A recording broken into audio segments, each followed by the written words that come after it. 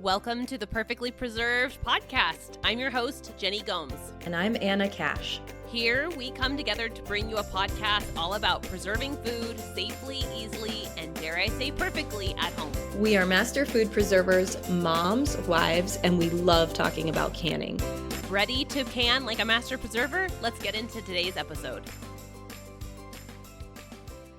Welcome back to another episode of the Perfectly Preserved podcast. I'm Anna here with my co-host Jenny.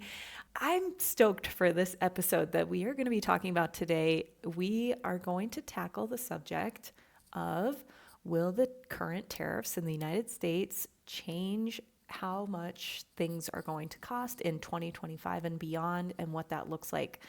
We're also going to be talking about some of the American-made products where you might not see as much cost fluctuation. So that's where we're going to be today. Thank you so much for everyone who has left a review. If you haven't, go to that purple podcast icon or wherever you review podcasts and leave us a review. This is our first season that we're going to be on YouTube. So if you're finding us there, we still have 2 full seasons of previous content that you can binge, and we're just excited to be here with you today. Jenny, kick it off. What did we discover in our findings this morning? So it's obviously on all of our minds. Hey, there's a lot of things happening politically and a lot of change. And we thought it would be awesome to tackle how is that change going to affect food preservation. And I think the phrase we said was we're going to be timely, but not necessarily political. So this is going to feel certainly timely. So we're recording in mid-April of 2025. And the article that we found that actually seemed pretty comprehensive and helpful for guiding this episode is an article by the Iowa State Extension Office. And they covered where canning products are manufactured. And they wrote this in 2022 following the shortage and price fluctuation of the 2000s, 2001. We're going to talk about where some of our canning products are made, some brands I hadn't even heard of, which is fun to explore new canning brands. And we're going to try and guide you to where your canning product prices will hopefully stay the same as opposed to experience a hike because of tariffs. So kicking it off, Anchor Hawking is a brand that is made in the USA. And they, I believe, are manufactured in Indiana. Anna shared that Indiana is a well-known glass manufacturing location in the United States, and they carry mason jars. And I have never used them, but I think that a person would be happy to give them a try. Anna, have you used Anchor Hawking? I have used Anchor Hawking in a pinch when I can't find ball or cur jars, but very rarely. They don't really, I'm trying to think of where they stock them in my area. I think they're a Walmart standby, I think. Yeah. I've used Anchor Hawking brands like casserole dishes and other glassware, but I've never purchased their canning jars. But I think that may be because if ball is just the standby that everybody has, and that might be why I've never had the need to purchase them. Anna, what's the next one on our list? Okay, so the next one on our list is called Country Classics. These jars and lids are made in China and distributed by a company in Ohio. I've actually never heard of this brand specifically.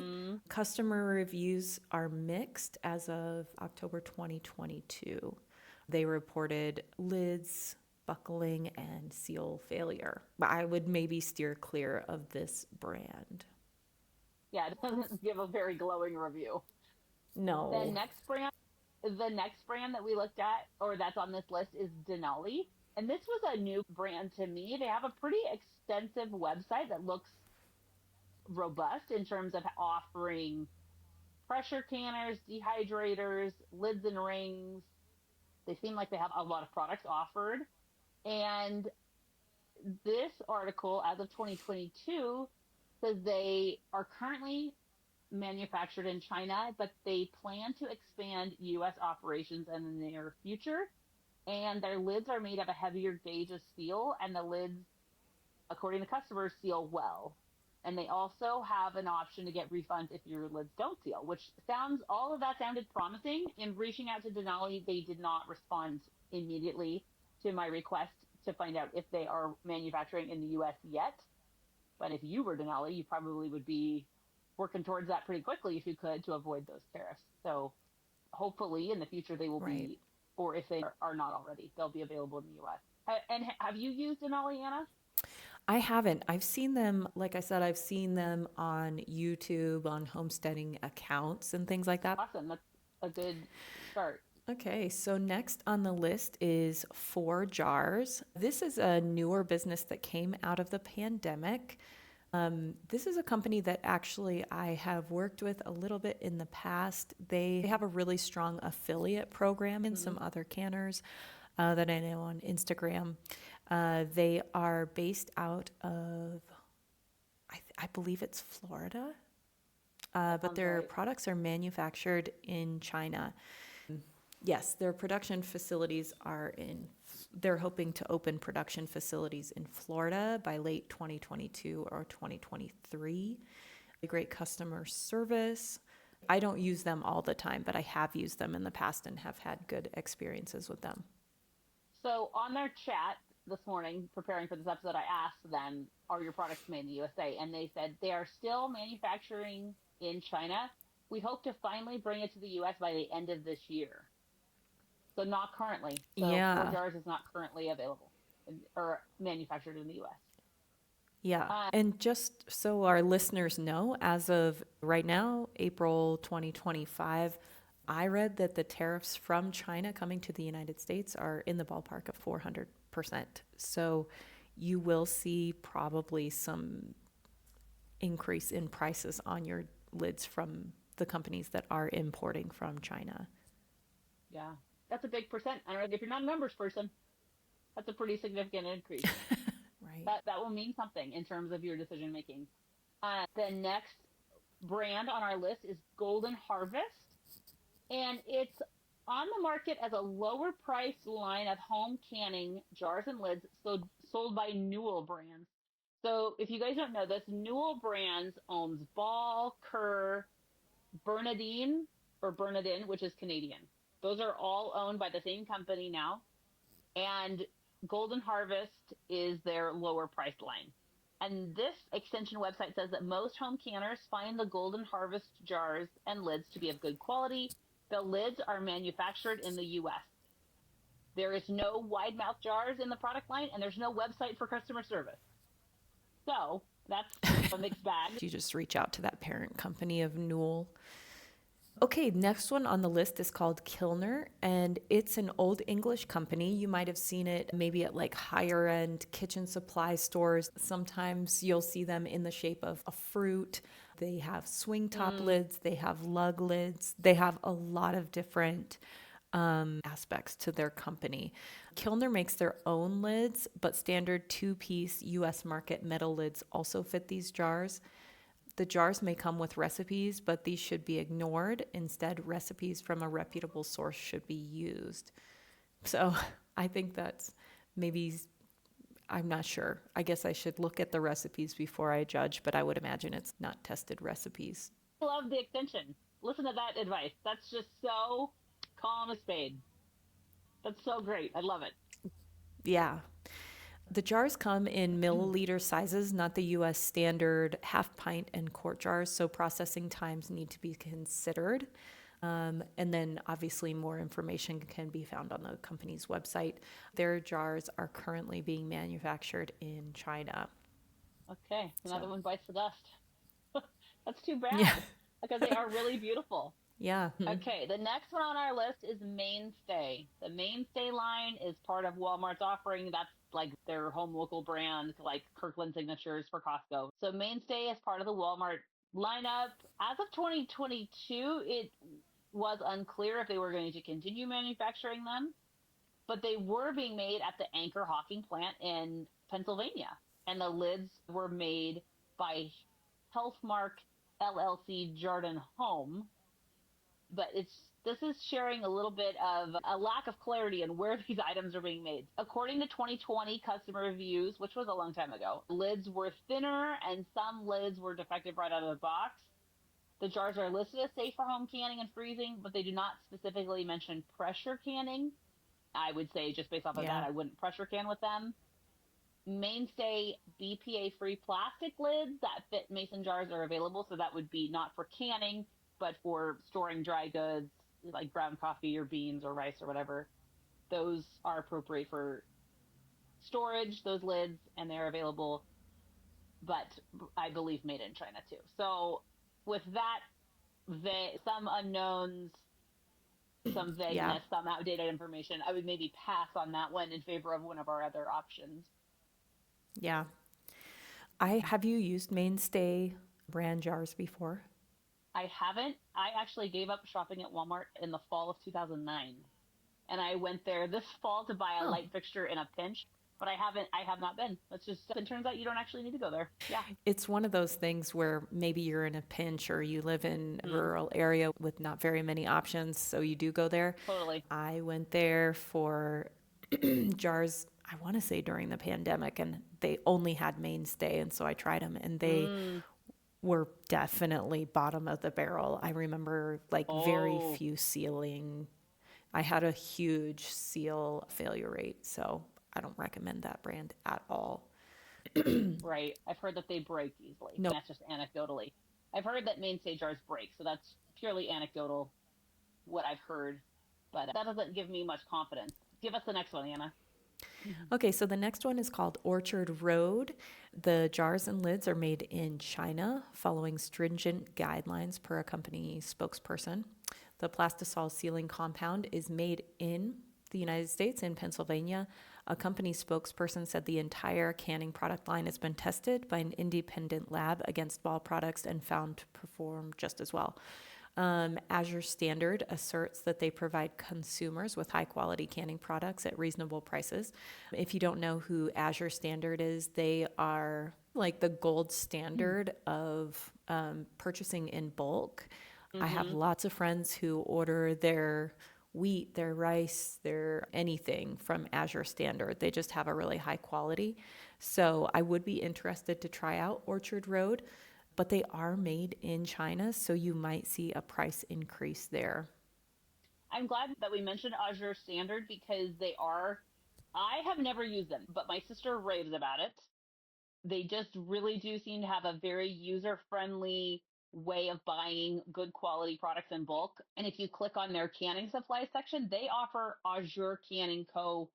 canning jars. And I'm looking right now to see where they're made, and I'm not seeing it. I might interrupt our show once if I find it, but they do carry a wide variety of good quality products, and they might just be useful for you guys to know that it's something worth checking out. Great. Yeah, we'll keep you updated on that as we go down the list, and maybe Jenny will have some better answers as we go. The next one on the list is Pure Mason.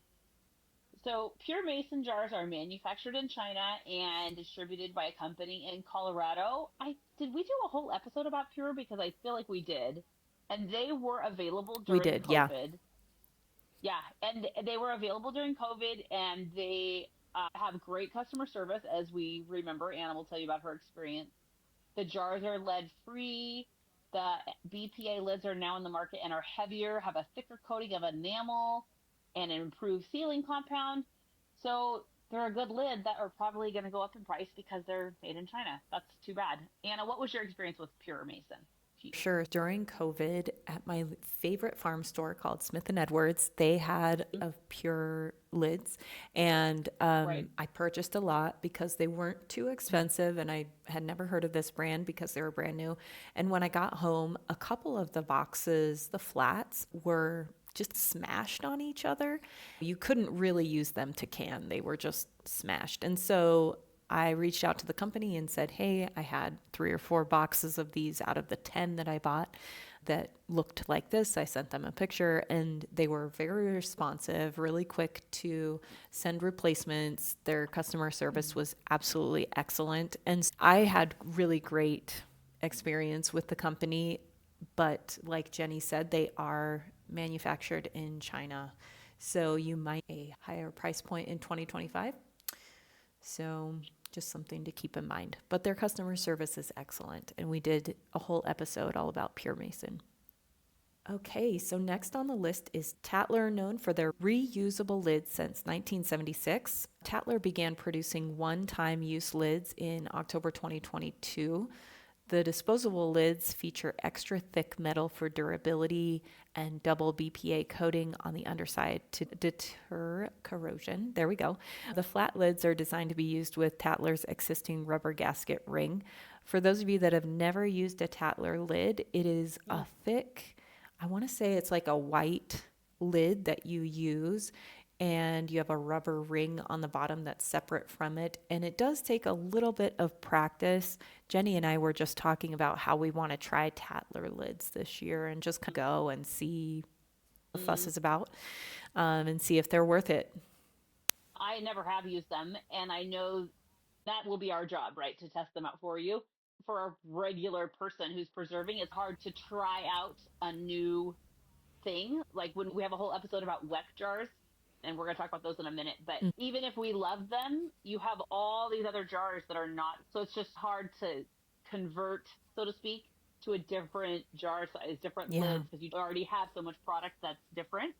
It would take a significant commitment to that new thing to get several dozen jars and lids in the sizes that you want in that new brand. But I mean, Tatler lids could be really cool, and if they're made in America, they may be the most affordable thing you could do. So that's definitely going to be something that you'll hear from us in season 3. So stay tuned for more about Tatler. True Living is the next brand on our list, and both jars and lids are made in China, and they're distributed by a company in Tennessee.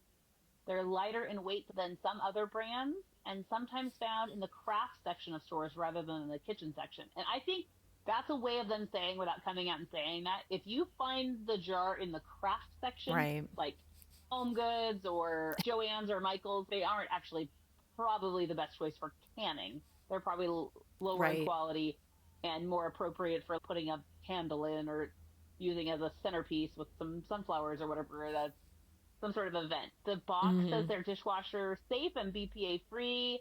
Lids have mixed reviews. I think we're going to put that in the skip column. True Living. Yeah. It doesn't sound that great. No. Okay, so next on the list is WEC home canning jars. These are made in Germany and are well known in Europe. You might see these at, again, like a really nice kitchen supply store. They do have them in other places. We contacted WEC and did a whole episode about it, I believe in season 2. I think so. We really liked it. It was a type of canning because you use clamps and like metal clamps that you put on this glass top lid with a rubber ring. And it does take some getting used to, but they're gorgeous. They work well. If you don't do very much canning, it can be great for you. The jars are a bit more expensive though. Quite a bit more. And they're not readily available. You're not going to find cases of WEC jars on Facebook Marketplace unless you are such a lucky thrifter, in which case, go you, buy all of them. They're exceptionally beautiful, just so pretty, so classy. Williams Sonoma sells them, if that tells you. They're just really chic. To me, French countryside, even though they're German. It's such a bummer that they're not made in the U.S., but they're pretty fantastic, other than the fact that they're probably going to go up in price. That's they might. Yeah, it may. I don't know. I don't know what will happen with WEC. They are really cool. If you can get them used, I'd get them. They're really neat. In terms of their reusable lids, I think they are easily the best looking. I think the thing about Tatler is like they look like just not very pretty. Sorry, Tatler. White is nice, but the WEC is way prettier. They're definitely the prettiest option in terms of they're 10 out of 10 photogenic, and whereas Tatler is not. But that's not necessarily important. That's not all that matters, but it matters a little. It's not. Matters a little bit. Anna had a few things that we're going to mention that were not on this article from Iowa State Extension. Tell us about Fillmore Container, Anna. Okay, so Fillmore Container is a company that I used when last year I was doing my big Christmas market. I needed to purchase jars in bulk, and the place that I was looking was a company called Fillmore Container. They have tons of bottles and jars, bulk lids and caps, candle supplies, canning supplies, etc., etc. And you can go through and see the country of origin for these canning jars. A lot of them, the lids are made in the United States, the jars are made in the United States, specifically like Arkansas Glass Container, there's Indiana Glass Company, this one real quick, Arkansas Glass Container. Yeah, I would call it the Midwest has a real history of glass, right? Like Indiana Glass Company, and Fenton Glass in West Virginia. There's just like a real strong history of glass making in the United States. If you can find a company in the United States that's manufacturing still here, I would recommend reaching out to them. I am going to be putting another big order in because I'm crossing my fingers that I get back into that Christmas market for December. And I do need to order those jars pretty soon. Like, I don't want to wait until the last minute, but I also won't know I am into the market, I think, until the middle of May, beginning of June. Well, that'll be here before you know it, unfortunately. But that we're all crossing our fingers for you. That was so fun to follow along with your journey there. In terms of other canning products that you might be interested in exploring, Pomona's pectin is a really cool type of pectin that can be added to jams and jellies to give it stiffness if you are canning a fruit that doesn't naturally have much naturally occurring pectin. And Pomona's pectin, I'm reading two different things where the company is based out of Washington State, but it looks like Pomona's universal pectin is made in Italy. So that might be problematic. That might be a problem. Well, I reached out to Pomona's to see about purchasing it wholesale, and she said that they are a one family company out of California. So on Pomona, but I don't know if that's Pectin, something new. On PomonaPectin.com, it says, where is Pomona's universal pectin made? Italy. This isn't a blog, it's their website. So maybe both things can be true. Maybe it's made in Italy, but the company is in Washington. I don't know, but I'm reading it right now. Great. Yeah. Great. And then we were thinking about other possible things that are going to cost, or everything costs something. One salt company that Anna and I like is Redmond Salt Company. And when you're using the salts that are not specifically canning salts, I think we have a whole episode about that. But canning salt is salt that has no additives, and it is purified so that the brine that you create with a canning salt is clear. And it's actually important sometimes for it to be clear because then you can see if there is some sort of spoiler growth or problems therein. So canning with salt that isn't canning salt isn't necessarily a safety issue, but it is recommended to use canning salt. All that said, Redmond Salt is an American salt brand that is something that you could use in other types of food preservation and just enjoying on your table. So I thought I would mention that particular brand. What can you add, Anna? Yeah, and that's manufactured and mined here in Utah. And I've worked with them before, and I think they're great. It definitely makes, because it is the specific mined salt, it isn't super pure and clean looking like a kosher salt or a table salt. So do know that it will make your brines kind of cloudy if you use it. So the last thing to discuss when talking about food preservation is the price of the food you're going to be preserving. And that's something that's going to be a little bit harder for us to give a prediction on. Certainly, some things are going to be more expensive. And I think one great tactic that you could employ without diving too deep into the economics of it is Anna's been such a great example of foraging, making friends with people that have trees in your area, reaching out to local groups, and just connecting with those around you so that you can avoid the whole machine there with the price roller coaster that you probably want to avoid. And we've talked about that on lots of episodes. Anna just sets a really great example of being community minded and thinking about how to approach people and their trees. And what can you add to that, Anna? Thank you. I absolutely love doing that. I feel really blessed to live where I live here in northern Utah because there are so many trees, fruit trees, that go unpicked. We have an aging population, and we have I feel like a historic amount of fruit trees in my neighborhood that I think so. literally, I think it's really a special place that I live and I'm really lucky. One thing you can also do, besides just asking people if they're going to pick their trees, is also reach out to farms and ask if they need weekend help in exchange for maybe a CSA share. We know that right now, I'm not trying to be political here, but ICE has been very active in deporting people that are here legally and illegally in the country. And a lot of those are farm workers that Yeah. come here seasonally to pick our produce. And you likely will see an expense that will come through in grocery Yeah. stores or farm stands as they struggle to find people to pick produce. And they'll probably have to pay those people more, presumably. That's what I Yeah, would bet.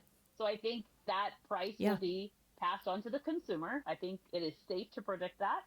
And to get around that, I think that you could do well to get comfortable with approaching people, communicating in Facebook groups or local Buy Nothing groups or those next door groups. I was thinking about my local area that's very rural, and as farms over the last 100 years have gone from producing many products to fewer and fewer products. So many times a farm would have fruit trees, they would grow hogs, they would have beef cattle, they would have chickens. I think a trend in yeah, ag has been to produce fewer and fewer, but the remnants of that are still there so that many in my area, many cattle ranches also have fruit trees, dropping fruit, have blackberry vines, have raspberry vines, have the leftovers of that different type of ag economy where one farm would have many products. And I would think yeah. that even if you got a no, it would be a very warm, hey, thanks for asking, but I already got somebody who's going to pick that fruit. I think that if you were to find someone with a fruit tree or with that option available to them, even if you got a no, I bet it would be a nice no. Or you might get a big yes, and then you would have free produce that would otherwise go Absolutely. to waste. So I know for some people Absolutely. that's really hard, but yeah, Anna, tell us how to do it. No, I was just going to say that's absolutely right. Like, I have met more grateful people that want their produce to get used. They want their fruit not ground because it can be messy and it does bring in Yeah, pests and rodents and wildlife, but they would rather it go to people to eat. I think one of the things that I try to focus on in my business is just also taking half of that food to the food bank. I think there's a lot of people mm, that don't realize how many people are actually hungry in their community because maybe it's not as glamorous or maybe not talked about. It can be a point of shame for people. They're like embarrassed to say that they are hungry, that they cannot afford food. And I think it's a really simple point A to point B. Like you pick yeah. extra produce and you take it to your local food bank. There's very little barriers to entry, I feel like, in your local community for donating. So if someone thought I have extra produce, like I asked someone, I got brave, I picked the apples off of their tree or their pomegranates or their cherry, whatever, I have extra, who would you direct a person to? Like a local church? Or if you were like a place unknown, how would you direct them to getting a place to donate their produce? Oh, that's a great question. We have such an amazing resource in the internet. I know it gets a lot of hate, but being able to just Google local food banks in my area, contacting them and just saying, do you have Great. specific drop off times or hours? Are there specific food items that you take? Because I know that there are certain food banks, that's not always, but like sometimes food banks will only take prepackaged food. I don't know why. That's the stupidest thing I've ever heard because, like, usually people in poverty or lower income groups don't get enough fresh fruit and veg. I have run into that only one time. In my local area, I donate to Catholic Community Services and then a couple other smaller local food banks. In Great. your So area, just to Jenny, what do you see? I would say if it were a person in my area, I would Google local food bank. And because I think there's one in the next town over that's not religiously affiliated, but many are. And don't let that deter you. If you're a person who doesn't attend that particular church or doesn't attend any church, that they're not going to check for your Right, rosary or your ID card when you drop off your pears. You can just be a person who makes a donation. right.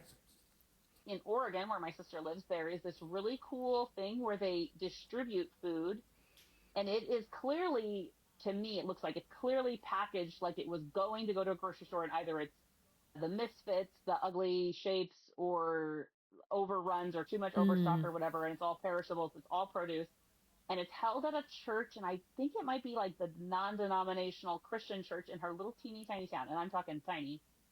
And it's every Thursday for like over 6 months. It's the most incredible thing. You sign your name on a little notepad, but you don't, like, that's it. You just write your name, and then everyone says a very, very vanilla Christian prayer. We all pray for 2 seconds at the beginning, and then the line just moves like little clockwork, and everyone gets a gigantic box of produce. It's incredible. And all that food would have gone to waste. It's amazing. So if you're a person who is listening to this and, you're thinking about your food budget for the year, there are programs like that. Even in the tiniest, most rural places, there's options for produce drop-off, produce pickup. If you're a person who could use that ease in your food budget, don't be afraid to check that out, because I'm happy to stand in a line with some cool ladies and listen to a prayer. You don't even have to pray. You could just stand there quietly like you're saying the Pledge of Allegiance or something, and then get this huge box of produce. Yeah. So anyway, Absolutely. I think we've covered a lot, Anna. I'm sorry this episode is going to be so long. Anna's now going to be taking over our editing for us, which is no small feat. She'd probably be rather canning any day of the week, but she's the girl with the good internet connection. So we better wrap this episode up. Thank you guys so much for being here. If you are new here, welcome. The first 10 episodes of our podcast are perfect for beginners. Just talks about the equipment you need, the stuff you need to get started, the process, and you can check those out, especially if you're brand new. Be sure to follow us on social media. Anna does so much on Instagram. She's at Smart Home Canning, and I'm at The Domestic Wildflower. At your local bookstore, ask for the Pressure Canning Cookbook, my book all about pressure canning. If you want Anna and I to speak at your event, please email perfectlypreservedpodcast@gmail.com and let us know. We're open to travel, speaking opportunities, and we love teaching live classes. Anything to add, Anna? No, that's it. This was really great. I love this episode. That's our show.